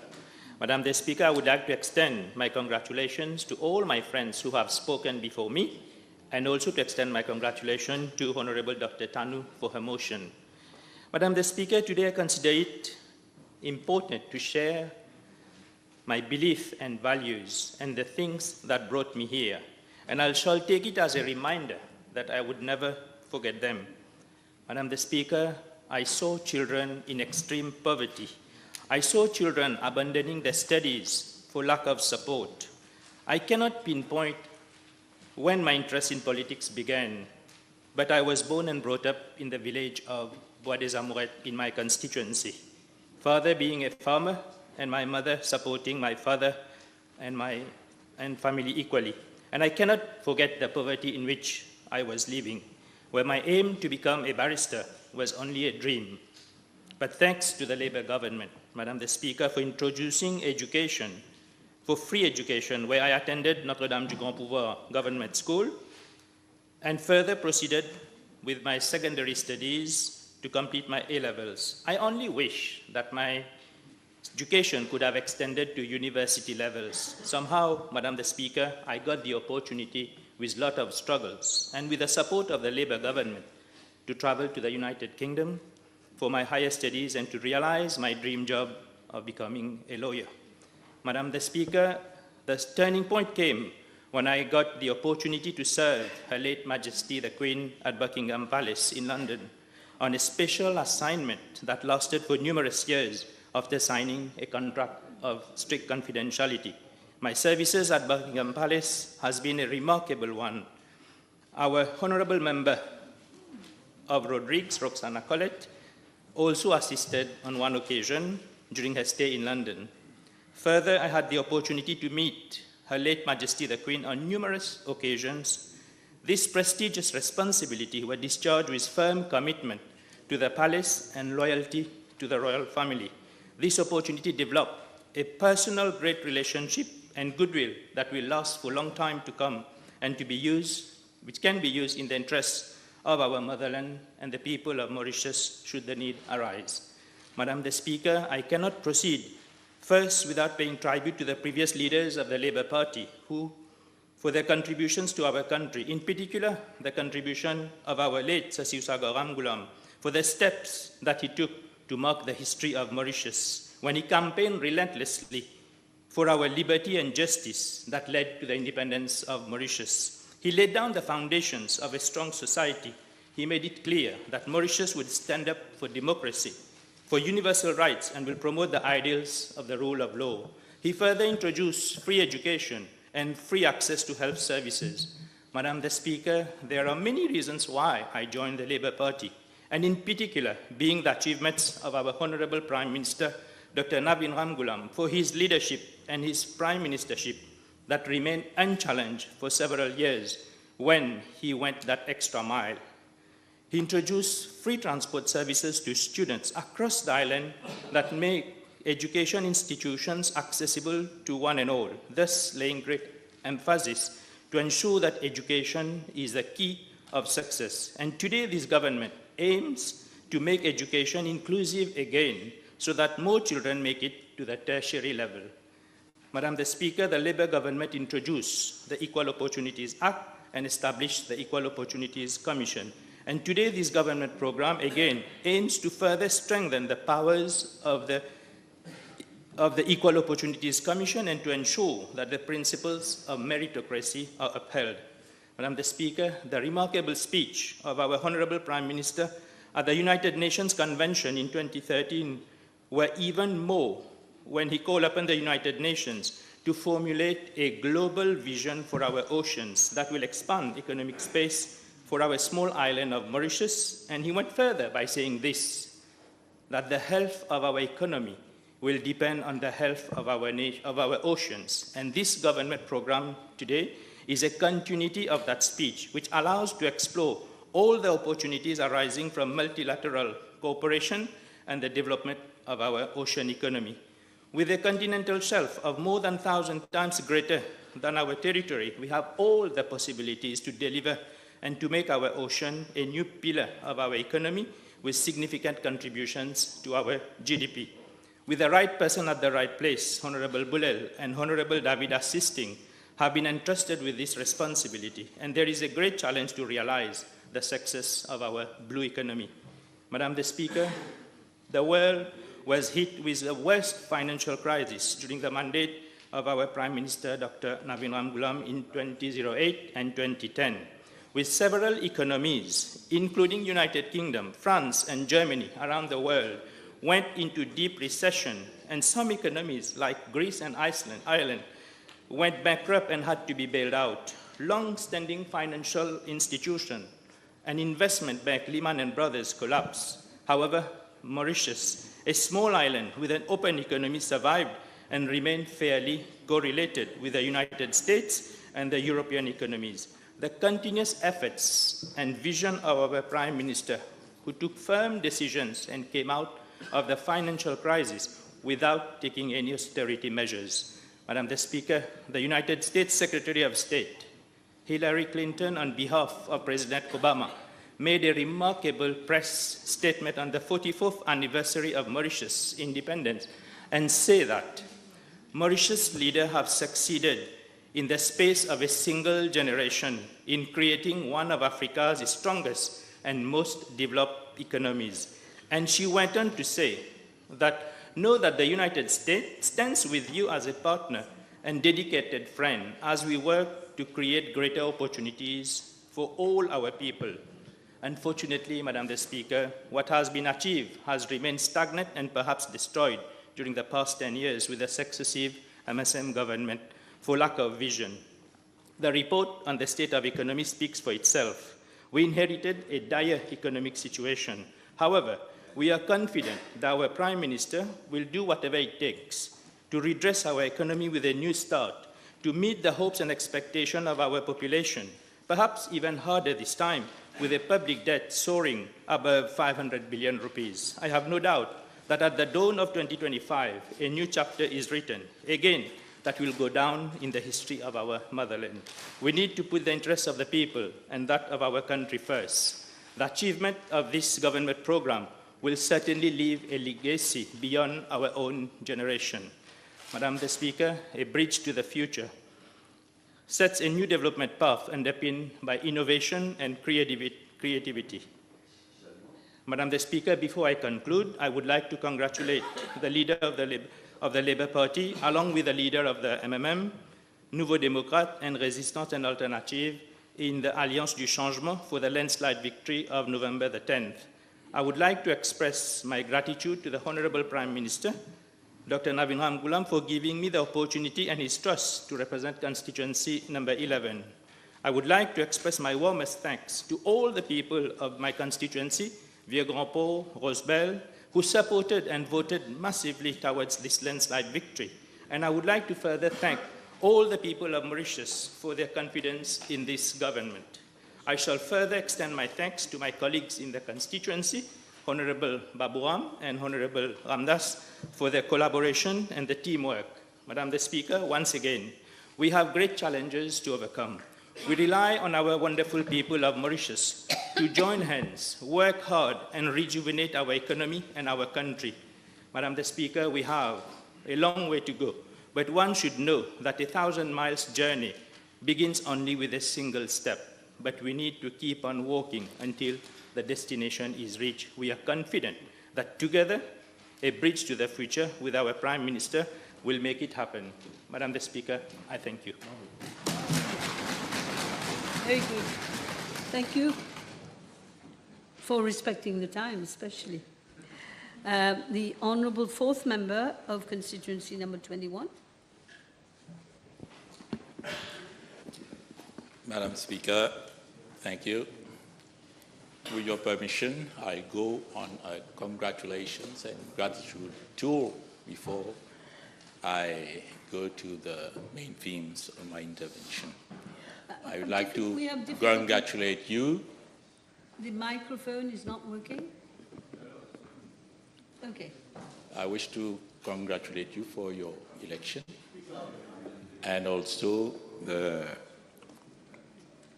election of my other colleagues in their appointments in different posts and capacities. I wish also to express my gratitude to the followers of l'Alliance Libération. The leader of FPR, Front Patriotique Rodriguez, Johnson Rousty, de l'Alliance Libération, and leaders of the majority side in this House, Dr. Honorable Navin Ramgoolam, Honorable Paul Béranger. I wish also to pay tribute to my late grandmother and to late Cecil Sagar Ramgoolam. Why? I joined college in 1976. My grandmother was a widow, drawing 22 rupees as widow pension. And she has to pay monthly 15 rupees as school fees for me out of these 22 rupees. And we strived to survive through subsistence agriculture. And why Cecil Sagar Ramgoolam? The fil conducteur between my grandmother and Cecil Sagar Ramgoolam is that my grandfather was in fact a staunch Labourite. And in my childhood, I see all around the house T-shirts with a big key printed on them. And I was asking myself, what was the meaning of this big key? So it was a symbol of a Labour Party. And why I wish to pay tribute to late Cecil Sagar Ramgoolam? Because in 1976, he came with the idea, the project of free education. And that was a big relief for my grandmother and me. And today, it's with great emotion that I stand in this house and to deliver my maiden speech. And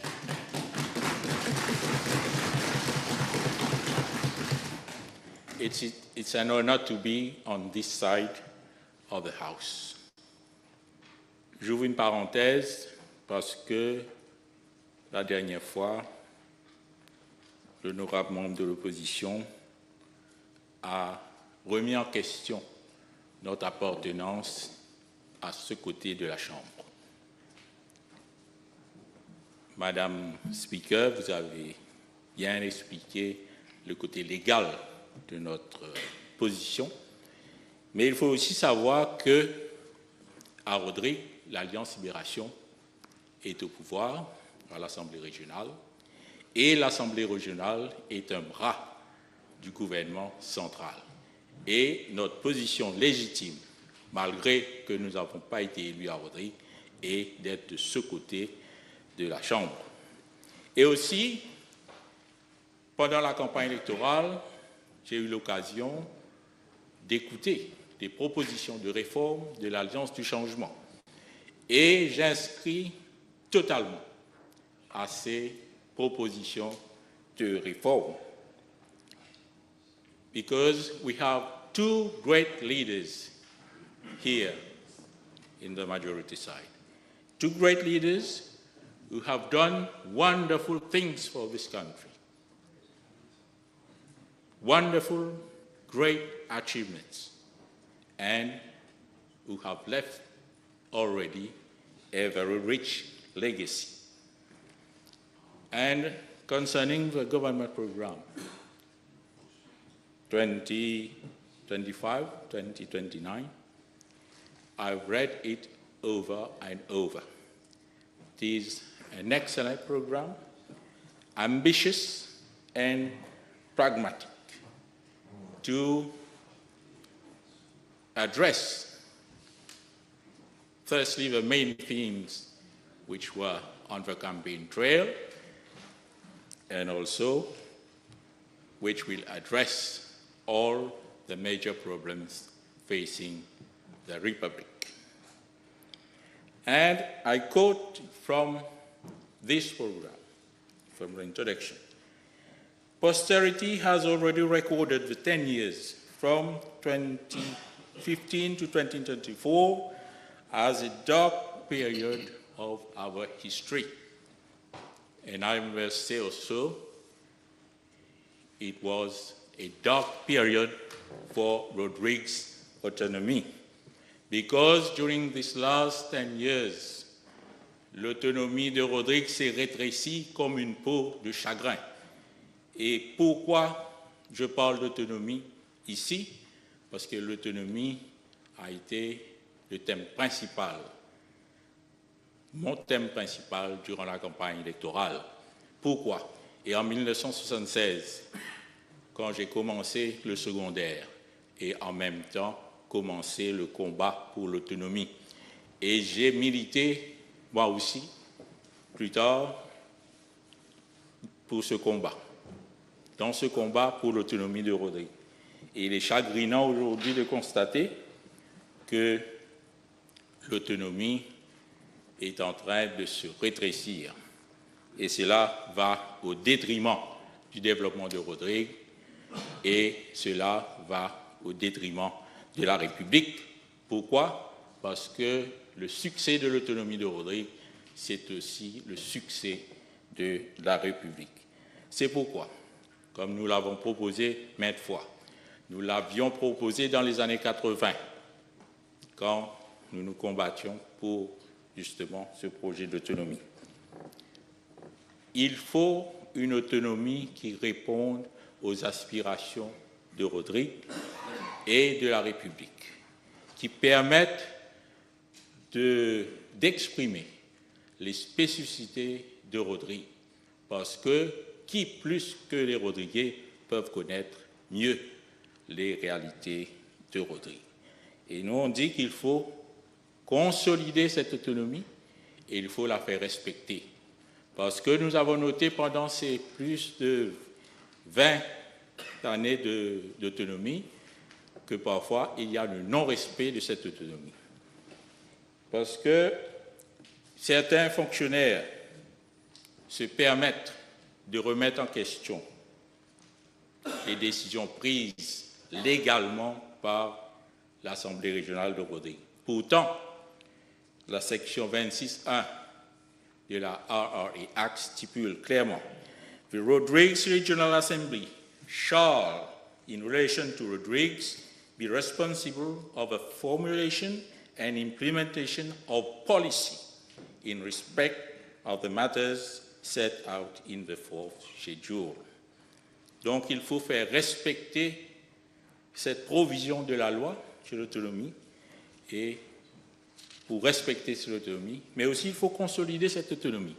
Pourquoi? Parce qu'il y a certains aspects qui n'ont pas été pris en considération dans cette autonomie. Par exemple, quand nous, on a commencé à venir de l'avant avec ce projet d'autonomie, nous avions dit qu'il faut peut-être sont passés du ministère de Rodrigue et qu'il faut qu'il y ait une assemblée régionale qui soit forte. Et se passer du ministère de Rodrigue, mais trouver le moyen de faire représenter Rodrigue au cabinet par le chef commissaire. Pourquoi pas? Pas en permanence, mais à certains moments spécifiques où il est question des décisions qui doivent être prises pour Rodrigue, pour le développement de Rodrigue, pour le bien-être de la population rodriguaise, permettre au chef commissaire d'être présent au Conseil des ministres. Actuellement, l'actuelle loi fait provision pour que le chef commissaire puisse assister parfois aux délibérations du Conseil des ministres sur invitation du Premier ministre. Mais la loi dit « may be invited » et non « shall be invited ». Nous aurions voulu que le chef commissaire « shall be invited » for certain specific occasions to talk about the realities of Rodrigues. Et aussi, puisque nous parlons de réformes dans ce programme gouvernemental. Pardon, excusez-moi, je vous donne encore une minute, d'accord? Puisque nous parlons de réformes, donc il serait peut-être judicieux aussi de permettre à des représentants de Rodrigue, des Rodriguais, d'être sur les bords des institutions qui travaillent directement avec Rodrigue. Là, comme la MBC, le CEB, les secteurs du commerce, maritime et aéroportuaire. Et je suis ravi que dans le programme, il est dit « Government will pay urgent and special attention to Rodrigues » parce que ça va permettre de rattraper le retard sur Maurice. Parce que c'est un exercice qui n'a pas été complété depuis 1968. Il y a urgence dans le domaine de l'eau, la santé, l'éducation, et pourquoi pas l'université de Rodrigue. Et peut-être dans l'esprit de continuité territoriale. Et je me réjouis aussi de l'intention d'introduire la télévision privée. En tant qu'ancien journaliste, ça me réjouit. Et il nous faut aussi la solidarité républicaine.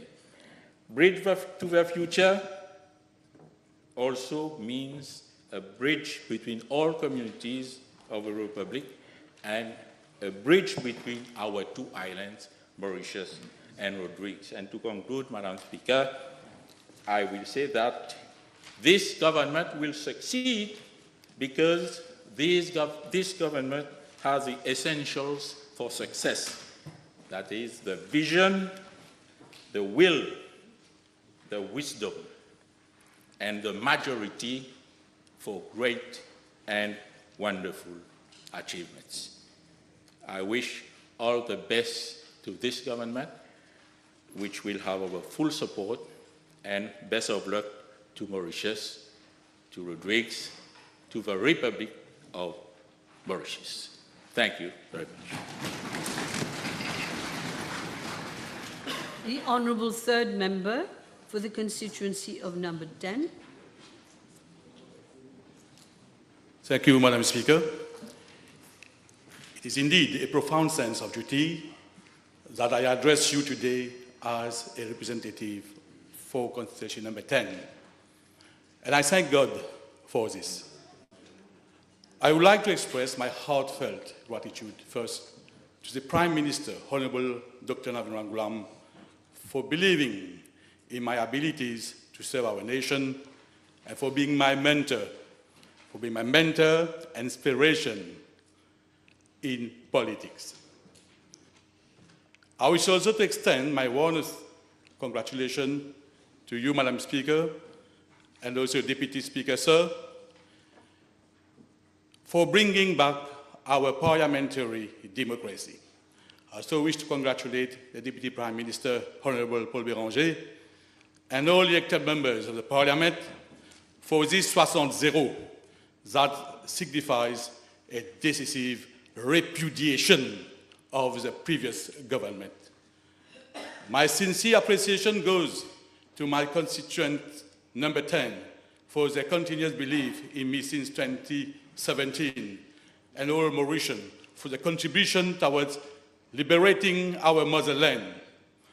I also wish to thank my wife Shakira for her dedication and support, my two co-listers, Honorable Avinash Ramteol and Chetan Babulal, and also those who supported me in my political and social journey.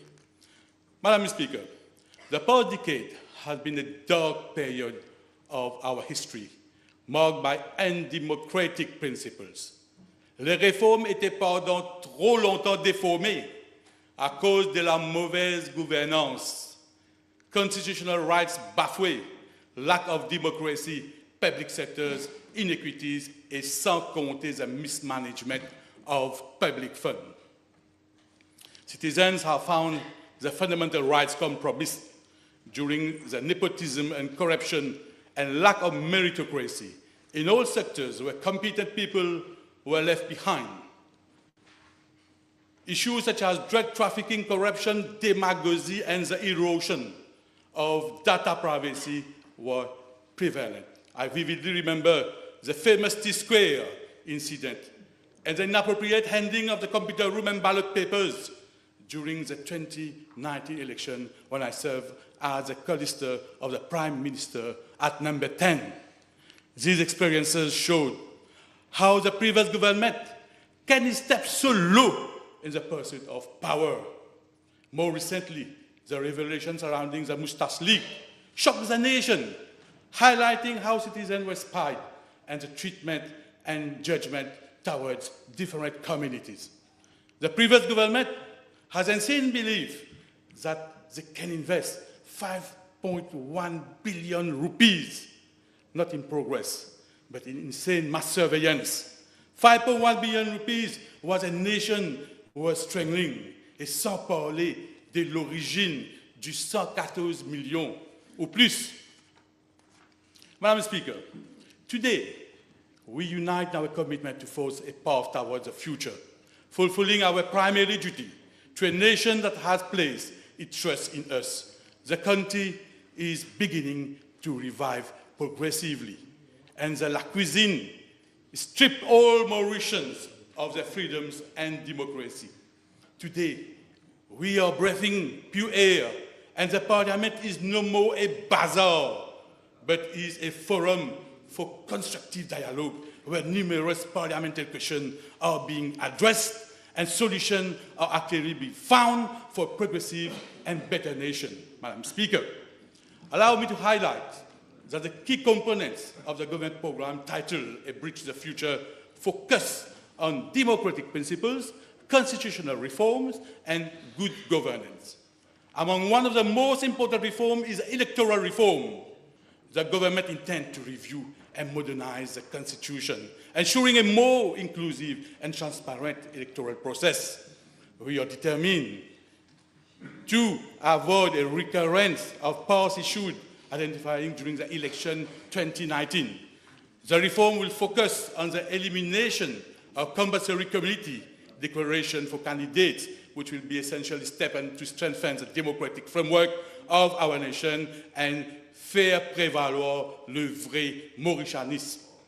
In contrast to the previous government, which turned a blind eye to good governance, the government is steadfast in its commitment to restoring integrity, transparency, and accountability across all institutions. Today, we can together to rebuild our nation and to reclaim our dignity and unity as one people in peace, justice, and liberty. It is evident that law and order have been in a state of disarray for the past decade. Fraud and corruption, drug trafficking have poisoned our nation, posing a serious threat to public safety despite the previous Prime Minister's empty assurance to casse les reins trafiquants. The transformative nation we expect we will not be able, if there is no increased surveillance capacity, to tackle the problems of drug. The bridge of the future preconized by this government will reinforce and provide modern policing techniques and resources to restore order, Furthermore, a national drug policy will be implemented for prevention program to tackle an increase in drug crisis. We recognize that effective and timely action is crucial. I am confident that this government embodies both the will and the determination to bring meaningful changes. Above all, we will remain firm in our fight against drug cartels and whose jeopardize the lives of our children through drugs. We don't need drugs for our children, but we need an effective education. Madam Speaker, it is important that we give an additional framework that cultivates a future generation of creative and adaptive learners, rather than allowing our students to be influenced by drugs. As a great Plato said, education is teaching our people to desire the right thing. I have long championed the cause of inclusive education, and I take great pride in the government's current commitment to social justice and integration. The past system produced too many dropouts, leading to social inequality. And the bridge towards the future cater for both academic and non-academic skills in a more humanized educational system that will include anyone and help to promote Mauritian as a global hub. 3 minutes. Okay. 2 minutes. 2 minutes. 2 minutes more. Thank you. There is much work ahead of us for different sectors, and I limit my time to address all. The government message is deep. Mauritius can attain greatness when its citizens collaborate and unite. The moment to take action is now, and by advancing with a common vision, we can establish a legacy of growth, stability, and unity for generations to come.